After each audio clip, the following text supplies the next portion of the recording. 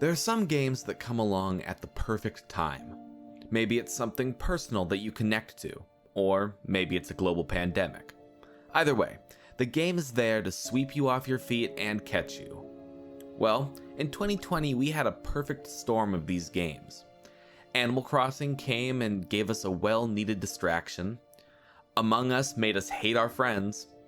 And then there was a game that let everyone live out their dream of being a ghost hunter. Let's talk about Phasmophobia. Before we begin, if you like what you see, be sure to subscribe for more videos like this in the future.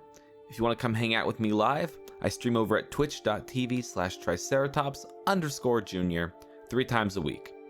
Okay, enough shilling. It's spooky time. If you don't know what Phasmophobia is, I'll do a brief summary. In Phasmophobia, you play a ghost hunter, tasked with figuring out what kind of ghost is haunting a location.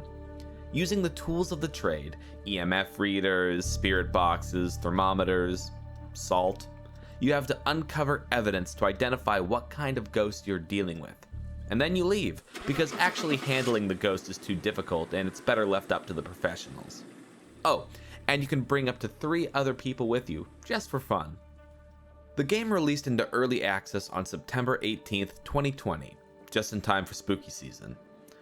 The game grew in popularity when it was picked up by a number of popular YouTubers and streamers, and it hit a peak of about 112,000 concurrent players in October, which may not sound like a lot from a AAA standpoint, but for a debut indie game, that's pretty impressive.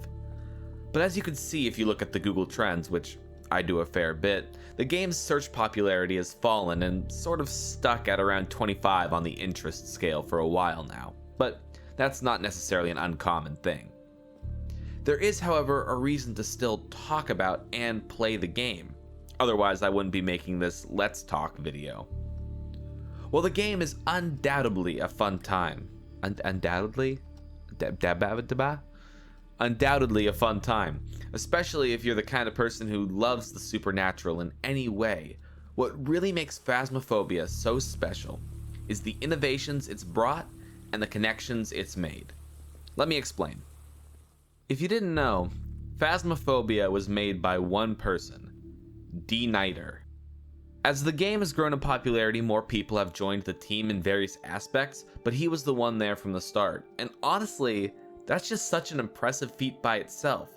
But I really want to talk about some of the cool things used in the game, which I would love to see in other places across the gaming world. The first, of course, has got to be the microphone integration. Not only can you use your mic in-game, but you can talk to the game, and the game actually understands you. Where are you?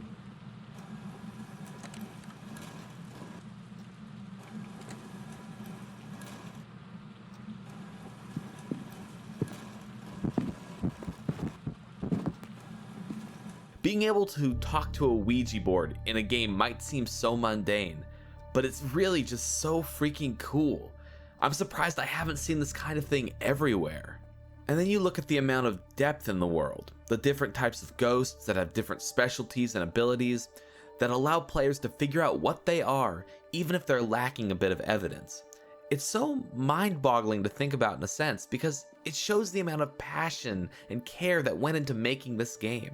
And honestly, that's not something you get from games all the time. Lastly, I want to talk about the connections I've made with the community and just with people in general.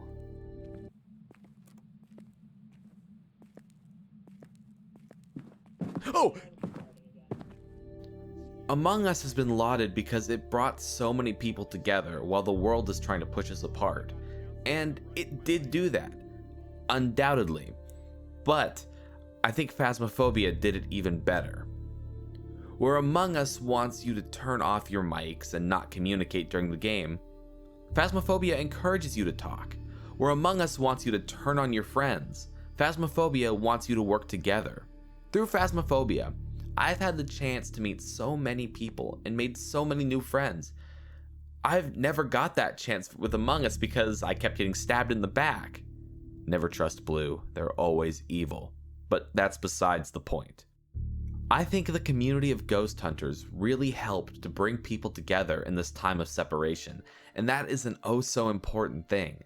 So even though the game may not have as many players as it did when it first launched, there are still a ton of passionate and amazing people out there to play with.